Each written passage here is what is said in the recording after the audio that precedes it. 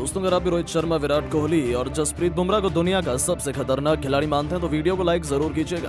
दोस्तों, ब्रिस्बेन गाबा के मैदान पर उतरते ही जसप्रीत बुमराह ने कंगारू बल्लेबाजों को किया तबाह। एक नहीं दो नहीं बल्कि 8 विकेट उखाड़कर बजा दिया पूरे क्रिकेट जगत में डंका। उसके बाद बल्लेबाजी मिलते ही रोहित जायसवाल और विराट कोहली ने मचाया तांडव। ऑस्ट्रेलिया के हर गेंदबाजों की बेरहमी से कुटाई कर कंगारू टीम के सामने खड़ा किया कभी न हासिल कर पाने वाला लक्ष्य। तो आखिर कैसे भारतीय टीम ने तीसरे टेस्ट मैच में भी दिखाया जलवा, कैसे बुमराह के आगे नतमस्तक हुए ऑस्ट्रेलिया के बड़े बड़े बल्लेबाज, कैसे रोहित कोहली के तूफान के आगे फीके पड़ गए कंगारू गेंदबाज। दोनों टीमों के बीच हुए रोंगटे खड़े कर देने वाले मुकाबले की पूरी हाईलाइट और खिलाड़ियों का तूफान तो हम आपको जरूर दिखाएंगे, लेकिन उससे पहले आपको क्या लगता है भारतीय टीम तीसरा टेस्ट मैच जीत पाएगी या नहीं, नीचे कमेंट करके जरूर बताइएगा। दोस्तों, भारत और ऑस्ट्रेलिया के बीच 5 मैचों की टेस्ट सीरीज का पहला टेस्ट मुकाबला पर्थ क्रिकेट स्टेडियम में खेला गया, जहां भारतीय टीम ने 295 रनों से ऐतिहासिक जीत दर्ज की, लेकिन एडिलेड मैदान पर टीम इंडिया को शर्मनाक हार का सामना करना पड़ा। ऑस्ट्रेलिया की टीम ने भारत को 10 विकेट से हराकर यादगार जीत दर्ज की और सीरीज को 1-1 की बराबरी पर खड़ा कर दिया। मगर अब तीसरा मुकाबला ब्रिस्बेन गाबा के मैदान पर शुरू हो चुका है। सिक्का उछाला गया तो भारतीय कप्तान रोहित शर्मा ने जीता था, लेकिन उन्होंने पहले ऑस्ट्रेलिया को बल्लेबाजी करने के लिए आमंत्रित किया और खुद गेंदबाजी करने का फैसला किया। रोहित शर्मा का यह फैसला करोड़ों हिंदुस्तानियों का दिल जीत लिया। जी हां, आपको बता दें जसप्रीत बुमराह और मोहम्मद सिराज की खतरनाक गेंदबाजी के आगे ऑस्ट्रेलिया के एक भी बल्लेबाज मैदान पर टिक नहीं सके। पूरी टीम बुमराह की आग उगलती हुई गेंद के आगे घुटने टेक बैठी और ऑस्ट्रेलिया की पूरी टीम 150 रनों के स्कोर पर ऑल आउट हो गई। जसप्रीत बुमराह ने इस मुकाबले में एक नहीं दो नहीं बल्कि 8 विकेट लेकर पूरे क्रिकेट जगत में डंका बजा दिया। वहीं सिराज ने भी 2 विकेट अपने नाम किए। ऑस्ट्रेलिया के ऑल आउट हो जाने के बाद भारतीय टीम को पहले दिन ही बल्लेबाजी करने का मौका मिल गया। भारतीय टीम मैच में पूरी तरह से हावी थी। अब ऑस्ट्रेलिया के गेंदबाजों पर प्रहार करना बचा हुआ था। भारत की तरफ से ओपनिंग की शुरुआत करने मैदान पर कप्तान रोहित शर्मा के साथ यशस्वी जायसवाल उतरे। इन दोनों खिलाड़ियों ने ऑस्ट्रेलियाई गेंदबाजों की धज्जियां उड़ाना शुरू कर दिया। रोहित शर्मा के ओवर की 5वीं गेंद पर करारा प्रहार करते हुए पॉइंट के ऊपर से शानदार छक्का लगाकर अपना खाता खोला। वहीं जायसवाल ने दूसरे ओवर की 3री गेंद पर बेहतरीन कवर ड्राइव लगाकर चौका बटोरा और अपना खाता खोला। दोनों बल्लेबाज मैदान पर पूरी तरह से सेट हो चुके थे। ऑस्ट्रेलियाई गेंदबाजों की जमकर कुटाई कर रहे थे। टीम इंडिया का स्कोर पहले दिन ही रॉकेट की रफ्तार की तरह आगे बढ़ रहा था। दोनों खिलाड़ियों के बीच 100 रनों की साझेदारी भी पूरी हो चुकी थी। रोहित शर्मा केवल 60 गेंदों में अपना अर्धशतक लगा चुके थे। वहीं जायसवाल भी 52 रन बनाकर खेल रहे थे। टीम इंडिया का स्कोर 120 रनों तक पहुंच चुका था। दोनों बल्लेबाज आक्रामक अंदाज में दिख रहे थे क्योंकि रोहित के भी बल्ले से रन निकल रहा था। वहीं जायसवाल भी तेजी से रन बना रहे थे। मिचेल स्टार्क से लेकर पैट कमिंस यहां तक कि जोश हेजलवुड हर गेंदबाजों की जमकर कुटाई ये दोनों बल्लेबाज कर रहे थे। देखते ही देखते भारतीय टीम का स्कोर 150 रनों के पार पहुंच गया। वहीं जायसवाल का बल्ला रुकने का नाम नहीं ले रहा था। नाथन लायन के तो वो पीछे बढ़ चुके थे। उनके ओवर में एक नहीं दो नहीं बल्कि लगातार 3 छक्के जड़कर उनकी जमकर कुटाई कर दी और वो तेजी से अपने शतक की तरफ आगे बढ़ गए। वहीं रोहित शर्मा कहां पीछे रहने वाले थे। रोहित का भी बल्ला जमकर दहाड़ रहा था। दोनों खिलाड़ियों के बीच 150 रनों से अधिक की साझेदारी पूरी हो चुकी थी। पहले सेशन में टीम इंडिया पूरी तरह से हावी हो चुकी थी। पहला दिन ही भारत के नाम होता हुआ दिखाई दे रहा था।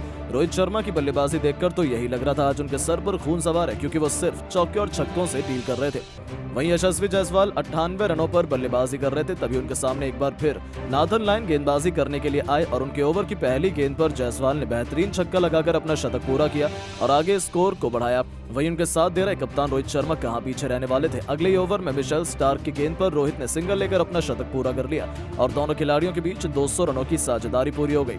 भारत का स्कोर 220 रनों तक पहुंच गया। ऑस्ट्रेलियाई गेंदबाज पूरी तरह से हैरान और परेशान हो चुके थे। उन्हें विकेट की तलाश थी, लेकिन ये दोनों बल्लेबाज ऐसी कोई गलती नहीं कर रहे थे जिससे विकेट खोना पड़े। लेकिन तभी कंगारू कप्तान पैट कमिंस ने नई चाल चली और गेंदबाजी में बदलाव किया। एक बार फिर भरोसा जताते हुए उन्हें जोश हेजलवुड को बुलाया और हेजलवुड ने आते ही ओवर की पहली गेंद पर जायसवाल को क्लीन बोल्ड कर पवेलियन का रास्ता दिखा दिया और अपनी टीम को पहली सफलता दिला दी। जायसवाल भारतीय टीम के लिए 125 रन बनाकर पवेलियन लौट गए। टीम इंडिया को पहला झटका 260 रनों के स्कोर पर लग गया, लेकिन रोहित अभी भी मैदान पर टिके हुए थे। उनका साथ देने के लिए मैदान पर विराट कोहली आ चुके थे, लेकिन अब तब तक इसी ओवर की अंतिम गेंद पर रोहित शर्मा भी अपना विकेट खो बैठे और भारतीय टीम को बैक टू बैक एक ही ओवर में 2 झटके लग गए। रोहित शर्मा टीम के लिए 115 रन बनाकर पवेलियन लौट गए। विराट अभी मैदान पर आए हुए थे। अब उनका साथ देने के लिए ऋषभ पंत आ चुके थे। इन दोनों खिलाड़ियों से कंधों पर पूरी टीम की जिम्मेदारी आ चुकी थी। शुरुआत में ये दोनों बल्लेबाज नर्वस नजर आ रहे थे। टीम के स्कोर को धीरे धीरे आगे बढ़ाकर 300 के पार लेकर गए। उसके बाद विराट कोहली का बल्ला जमकर दहाड़ना शुरू कर दिया। लंच ब्रेक के बाद जब एक बार फिर विराट और ऋषभ पंत मैदान पर उतरे तो ऑस्ट्रेलियाई गेंदबाजों की धज्जियां उड़ाने लगे।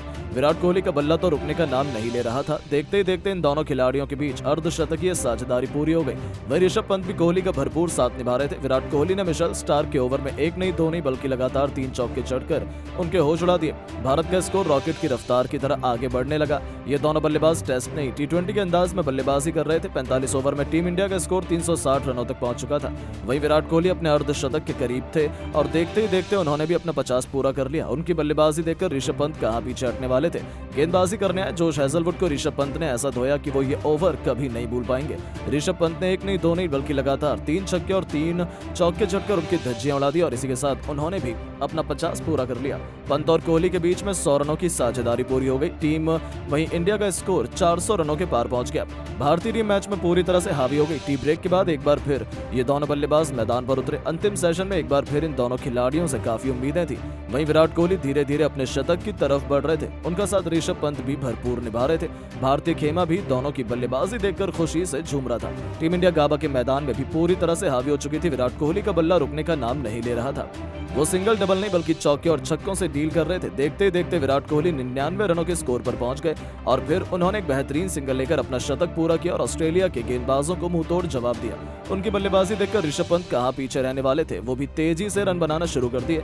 टेस्ट को T20 के अंदाज में खेल रहे थे। अंतिम सेशन खत्म होने वाला था। हर कोई यही चाह रहा था कि ऋषभ पंत भी अपना शतक लगा ले और ठीक वही हुआ। ताबड़तोड़ बल्लेबाजी करते हुए ऋषभ पंत ने भी महज 104 गेंद में अपना शतक पूरा कर लिया। इस पारी को उन्होंने 6 गगनचुंबी छक्के और 4 चौके की मदद से सजाया। वहीं भारतीय टीम का स्कोर 500 रनों के बेहद करीब आ गया।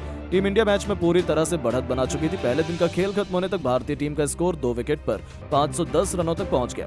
विराट कोहली 130 रनों पर बल्लेबाजी कर रहे थे तो वहीं ऋषभ पंत भी 105 रन बनाकर मैदान पर उनका साथ निभा रहे थे। अब हर किसी की निगाहें दूसरे दिन पर टिकी हुई हैं। ये दोनों बल्लेबाज भारत के स्कोर को कितना आगे लेकर जाते हैं। लेकिन दोस्तों, अब आप रोहित शर्मा, यशस्वी जायसवाल और विराट कोहली की पारी को 10 में से कितने नंबर देना चाहेंगे, नीचे कमेंट करके जरूर बताएं और ऐसी नई वीडियो के लिए हमारे चैनल को सब्सक्राइब जरूर करें। धन्यवाद।